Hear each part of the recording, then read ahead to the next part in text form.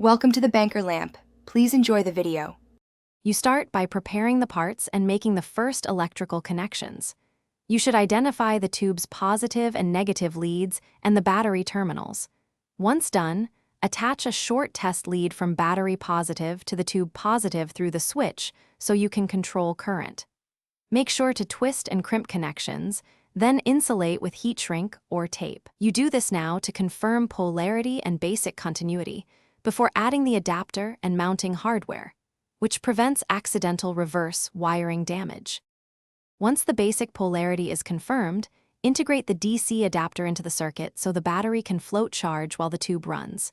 You should add a diode or simple charge controller between adapter and battery to prevent reverse current when adapter is off.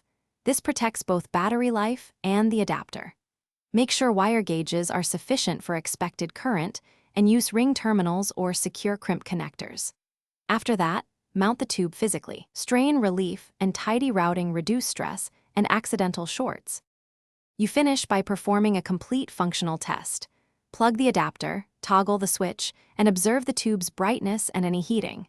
If the light flickers or dims, first inspect for loose or corroded connections and recrimp or tighten them. Then check the diode or charge controller for failure and confirm the adapter and battery can supply the required current.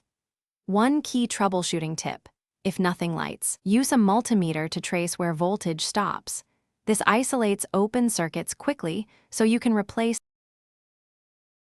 Thanks for watching. If this was helpful, leave a like and consider subscribing. See you next time.